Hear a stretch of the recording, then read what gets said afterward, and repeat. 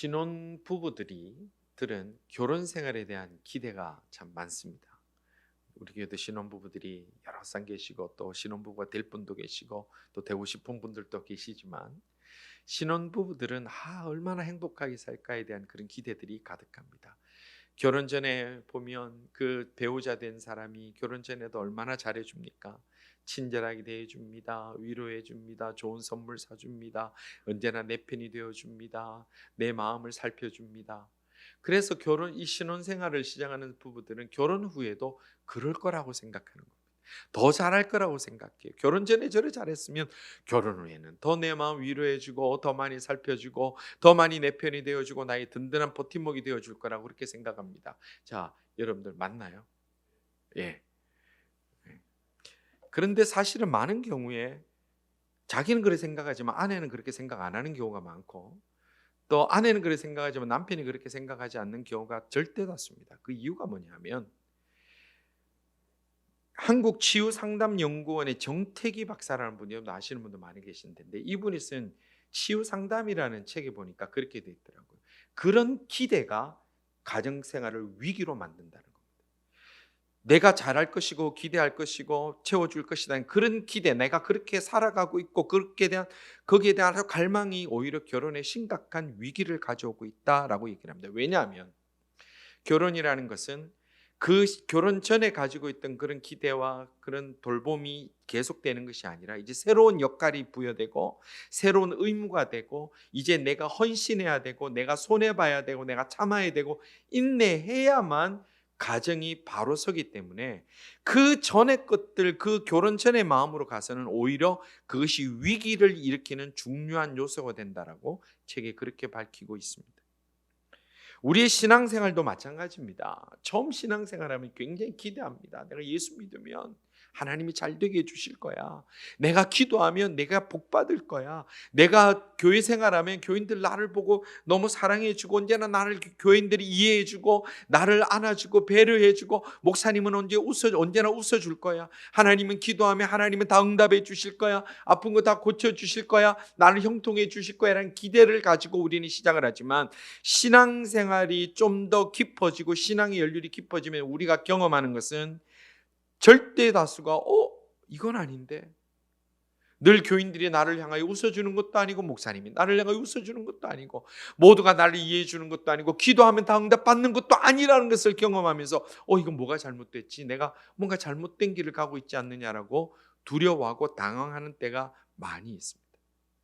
오늘 이건 본문을 보면 예수님의 제자들이 예수님을 따르며 갑니다. 예수님이 내가 너희를 사람을 낚는 어부가 되게 하리라 나를 따라오너라 예수님께서 부르시고 12 제자를 세우셔서 예수님께서 다니실 때 처음에는 신났습니다. 왜냐하면 자기들 눈앞에 예수님께서 기적을 베푸시고 기사를 보여주시고 그렇게 부드럽게 그지없는 천국 복음으로 위로해 주시고 안아주시고 사랑해 주시고 그래서 예수님과 함께 가니까 어색한 거예요. 와 대단한 것 같아요. 오히려 예수님께 몰려드는 사람 보고 자기들이 특권의식도 가집니다. 이거 오지 마세요 밀지 마세요. 그랬더니 그 와중에도 예수님 옷자락 잡는 혈류병 여인이 나았다 그러고 또 죽어가는 그 어린아이가 깨어나고 살아나는 것을 보면서 자기들이 이제 내가 예수님과 함께하면 정말 이제 괜찮을 거야. 내가 정말 좋은 선택해서 내 길은 이제 끝내줄 거야 라고 기대에 분명히 부풀었습니다. 그런데 이제 그런 허니문 같은 시간이 지나고 나서 이제 예수님께서 오병이어의 기적까지 보이신 후에 오병이어의 그 놀라운 사건까지 보이신 후에 예수님이 뭐라고 말씀하시냐면 내가 메시아다 이렇게 말씀하신 거예요.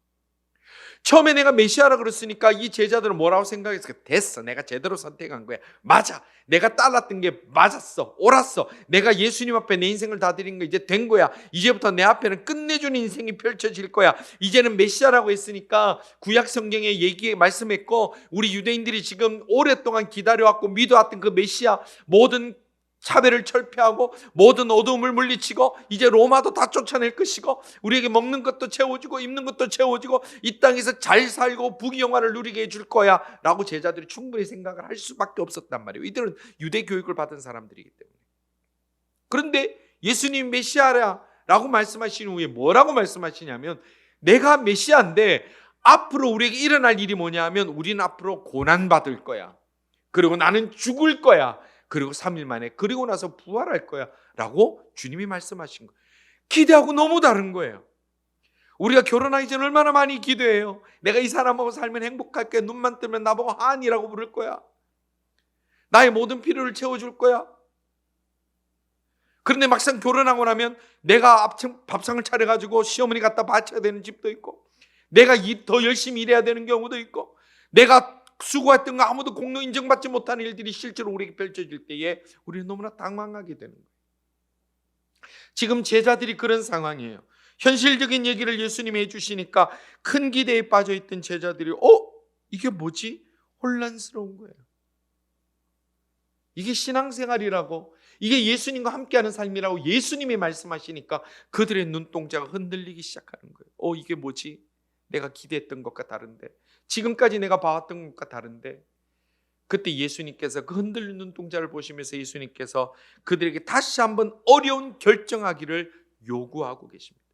처음에 예수님을 따르고 시작할 때 중요한 결정을 했지만, 그러면 지금부터 너희들이 하나 더 결정해야 된다. 지금 중요한 결정해야 될 것이 있다라고 말씀하시는 것이 23절의 말씀입니다. 또 무리에게 이르시되 아무든지 나를 따라오려거든 자기를 부인하고 날마다 제 십자가를 지고 나를 따를 것이니라. 아멘. 주님이 지금 무엇을 요구하십니까?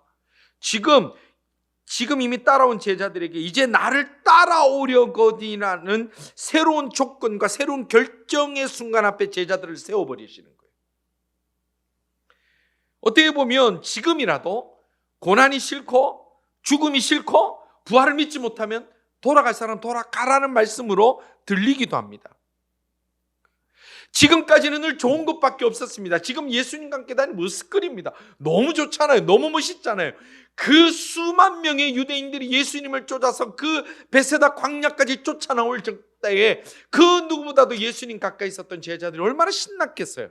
얼마나 기분 좋았겠어요. 얼마나 기대에 부풀었겠어요. 그런데 예수님이 그 순간에 이제 오병이의 떡을 먹은 제자들 앞에 지금 너네들이 중요한 결단을 하나 해야 된다. 지금 계속해서 나를 따라오기를 원한다면 결단을 해야 된다라고 주님이 말씀하고 있는 거예요. 제자들 중에는 나중에도 우리가 뒤에도 말씀 보겠습니다만 여전히 이 착각에서 벗어나지 못하는 사람들이 있었어요. 예수님 따르는 것, 제자로 사는 것, 신앙생활하는 것, 예수 믿는다는 것, 늘 잘되고 늘 복되는 거 아니라고, 그것은 착각이라고 말씀하시는 것을 우리가 이 본문 앞에 우리가 다시 볼 때에 오늘 우리가 자칭 그리스도인이라고 얘기를 할 때 내가 혹시 기대하고 있는 신앙생활이 이런 거 아닌가를 우리는 돌아볼 필요가 있다는 겁니다. 우리가 지금 기대하는 신앙생활, 내가 지금 믿고 있는 예수 믿는다는 그 길이 어떤 길입니까? 만세바석 열리고 내 앞에 있는 바위가 맨날 깨져가지고 거기서 생수가 쏟아지고 모든 질병은 그냥 나사렛 예수 이름으로 선포하기만 하면 질병이 다 떠나가고 이 땅에서 투자하는 것마다 다 만배의 소득을 얻고 하는 것마다 30배, 60배, 100배의 결실을 얻는 것이 예수 믿는 거라면 예수님이 오늘 우리들에게 주신 말씀이 착각하지 말라고 하시는 거예요. 이 시대에서 많은 교회들이 그런 착각을 성도들에게 심어주면서 그렇게 모여든 것을 부흥이라고 가르쳤던 부끄러운 역사들이 우리에게는 있습니다. 잘 되는 나, 전 세계에서 가장 많이 팔린 크리스찬 서적 중에 하나입니다. 잘 되는 나, 이 땅에서 다 잘 되는 게 하나님의 뜻이라는 거예요. 그러나 성경은, 예수님은 그렇게 말씀하고 있지 않다는 것을 우리는 기억해야 돼요. 처음 시작은 그럴 수 있습니다. 그러나 우리가 예수님 믿고 제자로 살아가기로 하면 고생 끝 행복 시장이냐? 아니에요. 예수님을 근처에 가까이 오는 사람들은 그렇게 착각할 수 있지만 제자로 살아가고 예수 믿는 자로 정말 예수쟁이로 살아갈 때는 그런 것이 아니라 주님과 함께 고난을 받고 죽음의 자리로 가고 부활의 그 영광까지, 그 자리까지 가는 것이 예수 믿는 것이라고, 그 본질을 지금 오병이어 이후 사건 이 자리에서 예수님께서 설명하시고 그리고 우리에게 또 다른 결단을 요구하고 계신다는 겁니다.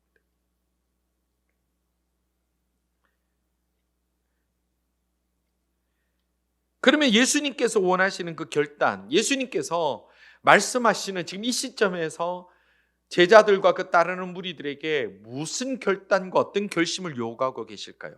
그게 도대체 어떤 내용입니까? 오늘 본문에 그것을 하나하나 우리 살펴볼 수 있는데, 첫째는 우리가 어떤 결단을 요구하시냐면 자기를 부인하라고 그랬어요. 자기를 부인하라. 우리 읽은 23절에 뭐라고 되어 있습니까? 나를 따라오려거든, 조건문이죠. 나를 따라오려면 가장 먼저 뭐예요? 자기를 부인해라. 자기를 부인해라. 자기를 부인한다는 말이 뭡니까? 우리 인간은 모두가 자기가 하나님인 줄 알고 살아갑니다.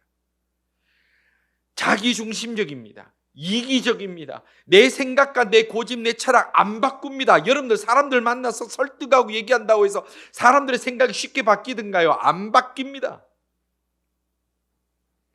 그만큼 사람은 바뀌어지지 않고 자기가 하나님이 되어서 자기 생각에 맞는 하나님, 자기 생각에 맞는 신앙생활, 자기 고집대로 가고자 하는 그 길을 가는 것이 인간의 모습인데, 주님이 제자의 삶을 살기를 원하고 그렇게 결단하는 사람들에게 요구하시는 첫 번째가 뭐냐면 그런 네 고집을 버려라고 하시는 거예요.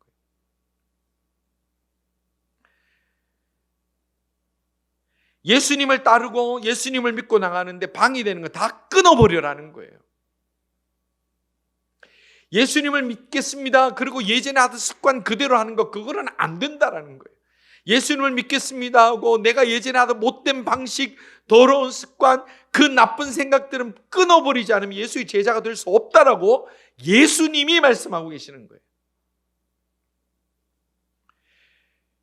기대를 가지고 시작된 가정이 왜 분란이 일어납니까? 우리들이 봤던 우리의 부모님들, 우리 주변에 있는 가족들의 가정들, 부부들이 왜 모두가 행복의 노래만 부르지 못하고 살아갑니까? 다 기대에 부풀어서 가정을 이뤘지 않습니까? 그런데 왜 그럴까요? 결혼은 했는데 여전히 결혼 전에 가지고 있던 자기가 좋아하는 거, 자기 중심적인 생활, 자기 고집, 생각을 버리지 못하면요, 그런 가정은 조용할 날이 없어요. 우리가 청년들 결혼 준비 학교를 하지 않습니까? 결혼 전에는요, 이 사람이 다 좋아요. 왜냐하면 아무리 뭐 마음 상한이 있더라도 그날 저녁에 다 각자 집으로 가서 또 쿨다운하는 시간이 있거든요. 그리고 결혼 전에 다 잘해주기만 해요. 근데 그 모습 그대로 같이 살면 내가 가장 좋았던 그것 때문에 결혼 생활하면 그것 때문에 내가 미치는 거예요. 왜냐하면 그걸 안 버리고 있으니까, 서로가. 우리가 예수님을 믿고 주님 앞에 새롭게 제자로 살아가게 된다면 과거의 나의 모습과 이별하고 결별하는 결단이 우리에게 있어야 된다는 겁니다. 만약에 내가 예수님을 믿고 내가 제자로 살아가기로 결심했으면서도 과거의 모습과 별반 다를 것 없다면 그거는 내가 나를 속이는 거예요.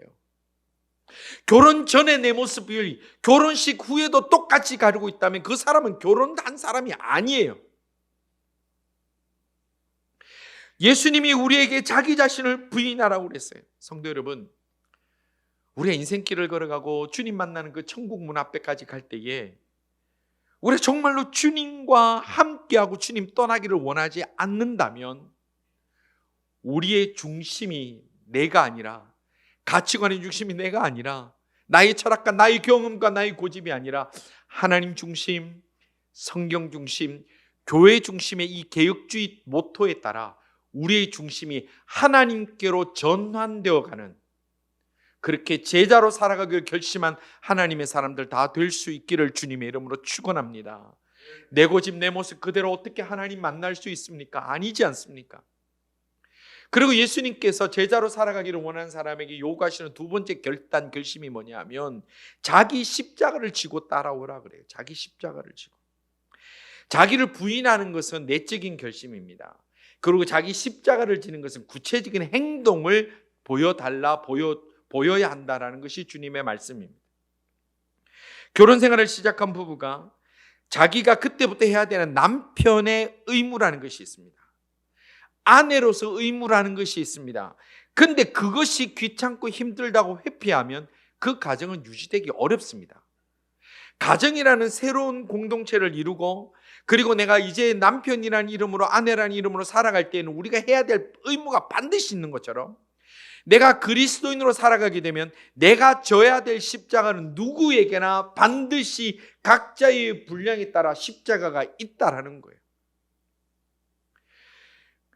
그런데 이 시대의 많은 교인들은 예수님은 따르고 싶고 교회는 가고 싶고 장로는 되고 싶고 권사는 되고 싶고 교회에서 멋지게 응원하고 싶은데 십자가는 안 지고 싶어요. 논할것 없는 문제예요. 제가 지난주도 한국에 있는 어떤 분하고 통화를 하는 중에 교회가 뭐 장로님을 10분을 뽑아라, 무조건 10명 뽑아라 했는데 자기가 나와 있는 후보 중에 아는 사람이 하나도 없대요. 근데 뽑아라니까 뽑는 거예요. 제가 전에도 말씀드렸지만 그 대형 교회인데 앞에 스크린에 이분이 뭐 있을 분데 소개하는데 교인들이 모르니까 무슨 회사, 주식회사 대표이사, 무슨 대학 출신 뭐 그런 게 쭉 나와요. 그게 교회에서 무슨 상관이 있다는 거예요. 그 예수님의 제자로 십자가 지강으로는 무슨 상관이 있습니까? 영광만 누리기를 원하는 거예요. 영광만 누리기를 원하는 거예요. 그러나 십자가를 지고 가는 것은 제자의 의무라고 예수님이 말씀하시는 거예요. 이민생활하셔서 고생 많으셨지 않습니까? 수고 많으셨지요. 그래서 이제 남은 인생은 행복하게 살고 싶습니다. 남은 인생은 이제 좀 웃으면서 즐겁게 그렇게 행복하게 즐기면서 살고 싶습니다. 그러기도 너무 남은 시간이 짧아요. 근데 굳이 내가 십자가까지 지고 갈 필요가 있습니까? 굳이 내가 희생하면서 손해보면서 힘든 일 감당하면서 그렇게 예수를 따르고 신앙생활 유지하고 교회를 섬겨야 할 이유가 있습니까? 이 시대에 못 찾고 있어요. 제가 어느 목회자들과 이민 목회하는 분들하고 얘기 중에 왜 이민 땅에 한국 신학생이 없을까? 한국이 신학생이 없어요. 이제 없어요, 여러분들. 없어요. 찾기 어려운 게 아니라 없어요. 신학교 한국 사람들이 없어요. 왜 그럴까? 그분이 그렇게 분석하더라고요. 이민 생활하서 어렵게 힘들게 자식 교육 시켰는데 그 자식이 신학교 간 다음에 부모들이 맨발 벗고 달려가면서 말린다는 거예요. 내가 어떻게 고생해서 지금까지 왔는데 네가 목사가 되려고 하냐고. 다 잘 살고 싶어요. 그래서 우리가 이 땅에 특히 이민 땅에 살아가는 성도들은 교회를 찾아가더라도 늘 잘 되는 얘기만 듣고 싶어요. 교회 가면 목사님이 위로해 주는 얘기만 듣고 싶어요. 또 그런 교회 많이 몰려들어요. 교회 가면 부담을 안 지우는 교회가 최고예요. 헌금 설교 안 하는 설교가 최고 설교고, 뭐 희생하자 나와라 소리 안 하는 교회가 제일 좋은 교회예요. 그래서 재미있는 프로그램, 등산 프로그램, 바둑 프로그램, 무슨 프로그램, 이런 프로그램이 가득한 그 프로그램 많은 교회를 찾아갑니다. 그리고 누구 친구들, 나에게 유익을 주는 사람들 만나러 다닙니다. 그것이 좋은 신앙생활이라고 그렇게 착각하고 살아가는 것이 오늘 이 시대 우리가 살아가는 이 땅의 형편인 것을 우리는 꼭 직시해야 됩니다. 그러나 주님은 우리에게 말씀하시기를 제자로 살아가기를 원하느냐, 오병이어의 기적의 그 빵만 먹는 것이 아니라 그 다음이 되기를 원하느냐, 그러면 자기를 부인하고 자기 십자가를 지고라는 거예요. 십자가를 지고라는 거예요. 그럼 십자가를 진다는 게 어느 정도를 얘기하나요? 어느 정도가 십자가를 지는 건가요? 주방에서 주방 봉사하는 거 십자가죠. 힘들죠. 그럼 그까지 십자가면 어떻게 해봐도 돼요, 그죠? 근데 예수님 말씀하신 십자가의 그 정도가 한계가 어디까지냐면 24절에 이렇게까지 말씀하세요. 24절 말씀 보겠습니다. 누구든지 제 목숨을 구원하고자 하면 잃을 것이요, 누구든지 나를 위하여 제 목숨을 잃으면 구원하리라. 아멘. 십자가를 지고 가면서 지금 뭔 얘기예요? 목숨 걸어라 그런 거예요. 예수님이 원하시는 십자가의 한계는 너 생명 걸어라. 이게 십자가의 한계라는 거예요. 근데 24절 보면 어디서 많이 본 말 같지 않아요? 많이 들어본 말 같지 않아요? 이순신 장군의 난중일기의 요구절이 있어요. 제가 이순신 장군의 성경을 읽었나? 똑같죠? 필사 즉 생이요, 필생 즉 살아. 죽고자 하는 자는 살 것이요, 반드시 살 것이요, 살고자 하는 자는 반드시 죽을 것이라. 난중일기 한번 찾아봐요. 갈라치고 누가복음 9장 24절. 예수님께서 우리에게 말씀하시는 십자가를 지라는 것은 임진왜란 때 전쟁에 참여하는 군인의 마음처럼 목숨을 걸어라, 이 말씀입니다. 우리가 교회에서 많은 것을 섬깁니다. 근데 한계는 내가 정해요. 요까지 그런 거 없어요.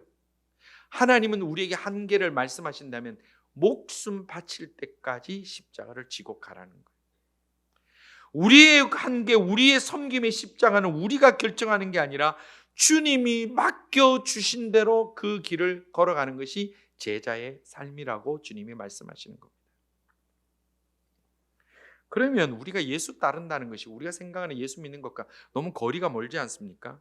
예수 믿으면 생업도 잘 되면 좋고 병도 낫고 손해보는 것도 없고 다 행복해야 되는데 너무 달라요. 그런데 이것은 예수님이 메시아라는 사실을 알기 전까지는 그렇게 이해해도 무리가 없습니다. 그러나 우리가 신앙의 한 단계 더 나가서 예수님이 메시아라는 것, 내가 죽어서 영원히 하나님 나라에서 찬양할 그분이라는 것을 우리가 알게 되면 그때부터는 우리의 신앙의 단계가 모습이 달라져야 된다는 거예요.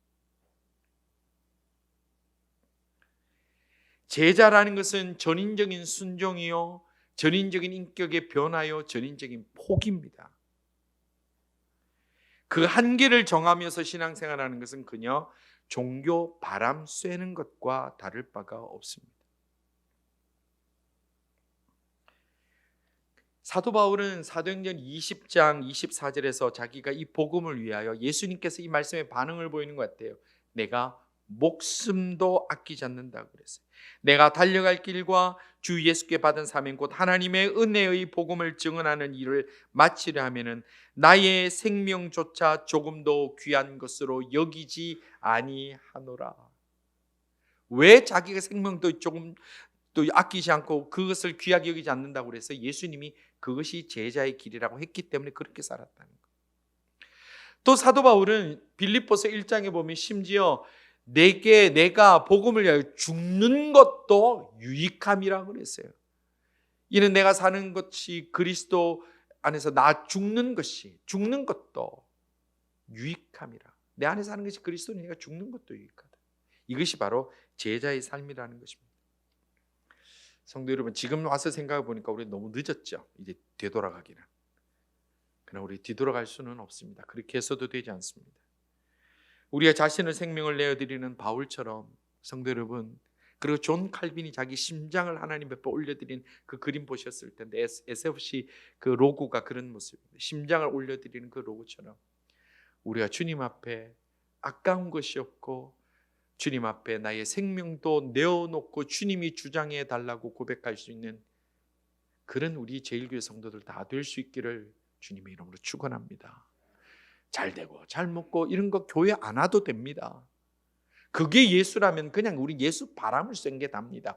그러나 주님 우리에게 제자의 길을 가라고 합니다. 그러면서 또 주님께서 우리에게 제자의 길을 가기 위해서 또 요구하시는 세 번째가 있는데 그것은 뭐냐면 예수님과 예수님의 말씀을 부끄러워하지 말라 이렇게 말씀합니다.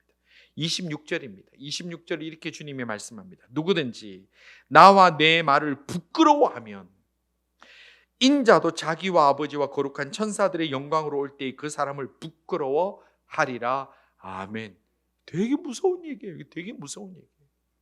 우리가 예수님과 예수님의 말씀을 부끄러워가지고 숨기면 그럼 어떻게 해요? 예수님 아이고 이해 형편이 그게 아니라 예수님 뭐라고 그러셨어요? 나도 너 부끄러워할 거야 이 얘기예요. 너 나 자랑하지 않니? 나도 너 어디 가서 자랑 안 해. 너 나 숨기니? 나도 너 관심 없어. 이 말씀이 이게 얼마나 무서운 말씀인지 아십니까?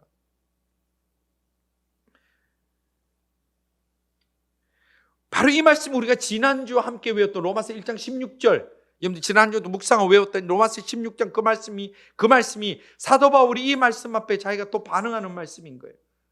내가 복음을 어떻게 한다고 그랬어요? 다 외우셨지 않아요?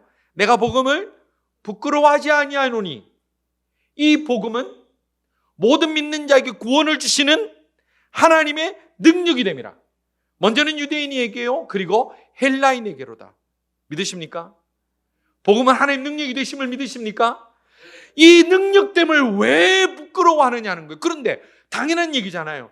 지금 예수님을 따르던 이 제자들 보십시오. 지금까지 예수님 부끄러워했겠어요? 전혀요. 왜냐하면 늘 좋은 일만 있었으니까.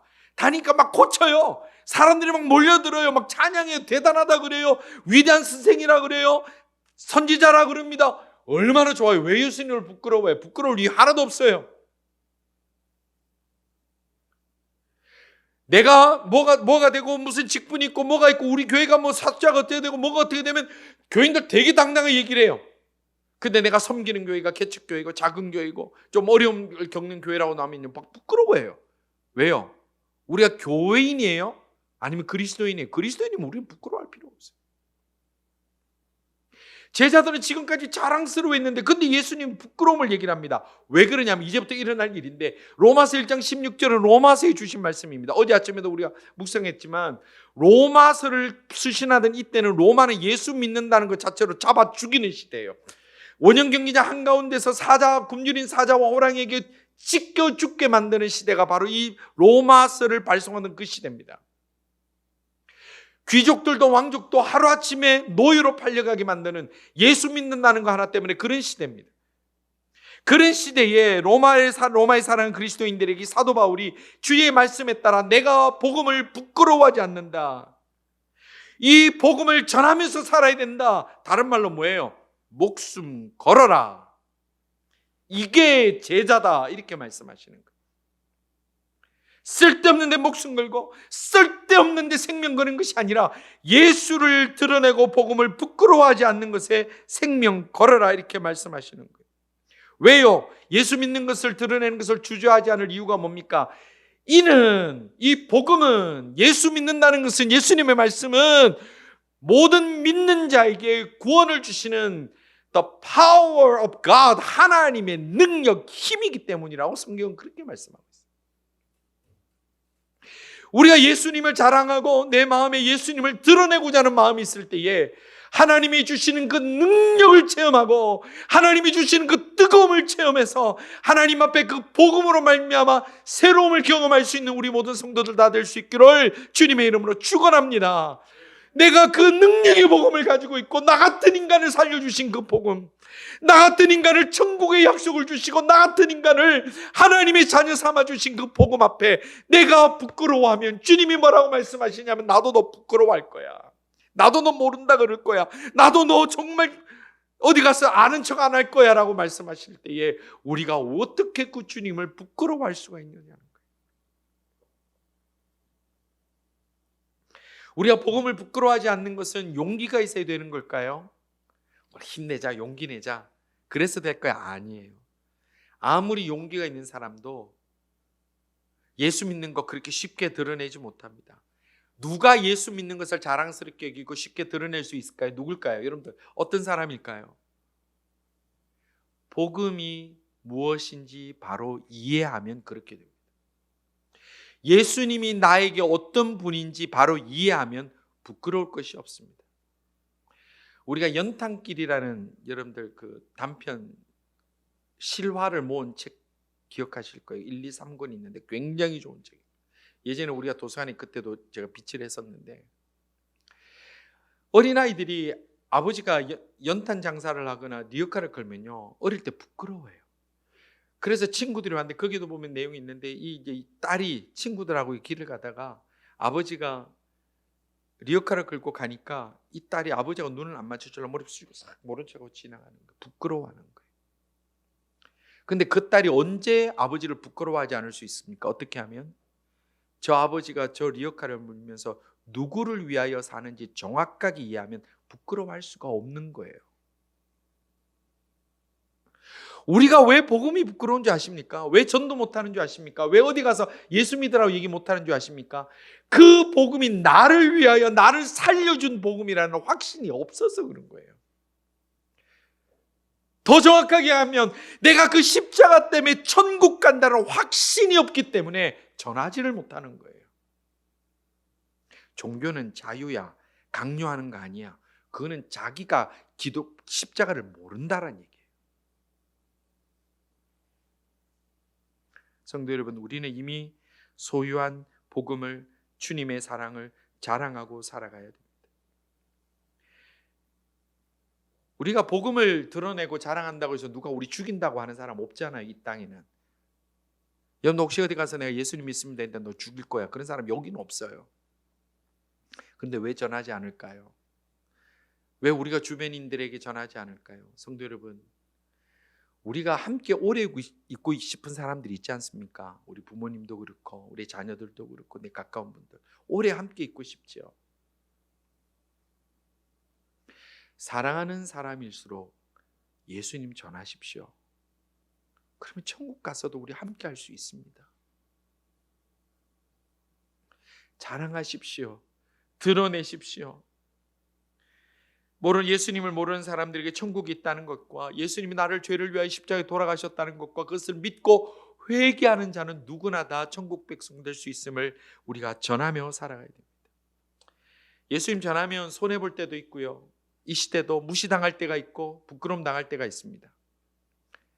우리 어제도 우리 송 목사님 네 분하고 우리 와이캠 친구들하고 성도들이 갤러리아 가서 전도했습니다.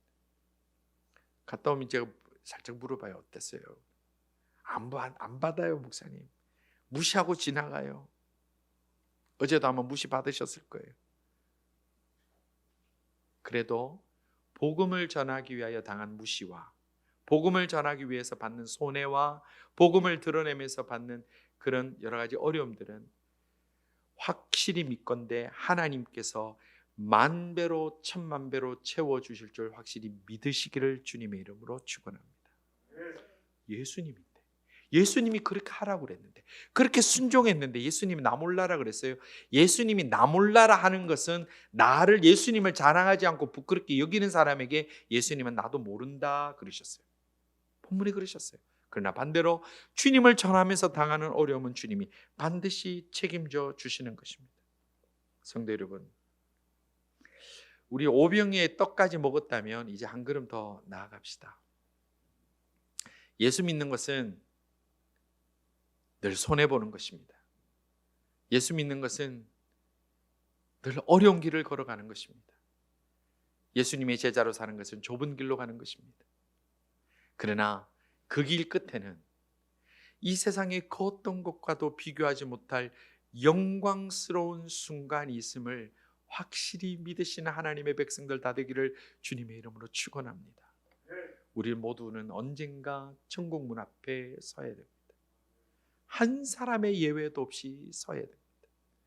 이건 한국 사람들만 내가 안 죽을 것이라고 생각하는 거 아니더라고요. 제가 지금 보는 책이 하나 있는데 이 죽음에 관한 책을 제가 좀 보고 있는데 그 책 서문에도 그래 놨더라고요. 모든 사람은 죽는다는 거 알지만 자기가 죽는다라고 생각하고 사는 사람은 없다. 그 책 서문의 시작이 그렇게 되더라고요. 아, 외국 사람도 그러는구나. 우리 다 멀지 않은 날 다 주님 앞에 서야 됩니다.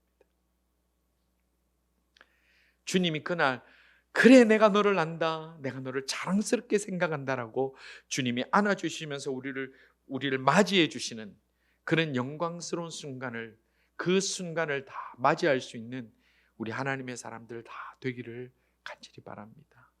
우리 모든 성도들 이 귀한 믿음의 길, 이제 오병이어를 더 넘어서서 이제 메시아임을 고백하고 우리가 이제 좁은 길로 들었을 때에 우리가 아름다운 교회를 세워나가는 믿음의 동력자로 자신의 모든 것을 부인하고 내가 져야 될 십자가 지고 겸손히 교회의 덕을 위하여, 성도들을 위하여, 하나님의 영광을 위하여 함께 걸어감으로 인하여 아름다운 그리스도의 제자로서 그 제자됨의 모습을 이루면서 주님께서 주신 이 길 잘 걸어갈 수 있는 우리 모든 하나님의 사람들 한 사람도 빠짐없이 이 자리에 예배하는 주의 백성들 다 될 수 있기를 주님의 이름으로 축원합니다.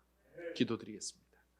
아버지 하나님, 저희들에게 이제 제자의 길을 가라고 불러주신 그 음성을 듣게 해주심을 감사합니다. 저희들이 어디까지나 오병이의 자리에만 머물러 있지 않게 하시고 이제 주님과 함께 고난과 죽음과 그리고 부활의 영광의 자리까지 함께 갈 수 있는 하나님의 백성들 다 될 수 있도록 저희들의 생각과 마음과 믿음을 주님 붙들어 주시며 그리스도의 그 복음을 자랑하며 살아갈 수 있는 저희들 다 될 수 있도록 주여 저희들을 권고하여 주시옵소서. 하나님 원합니다. 성도들 가운데 육신의 질병으로 인하여 고통받으며 기도하는 주의 백성을 주님 꼭 만져주시고 우리 성도들 지금도 가지고 있는 질병으로 인하여 기도하는 분들 하나님 고쳐주시고 주님 오라 하시는 날까지 아름다운 제자로서 기쁘게 예배하며 찬양하며 다가갈 수 있도록 그 길들을 주님 형통케 하여 주옵소서. 은혜 주옵소서.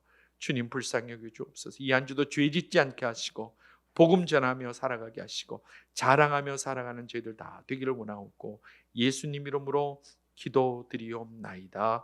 아멘.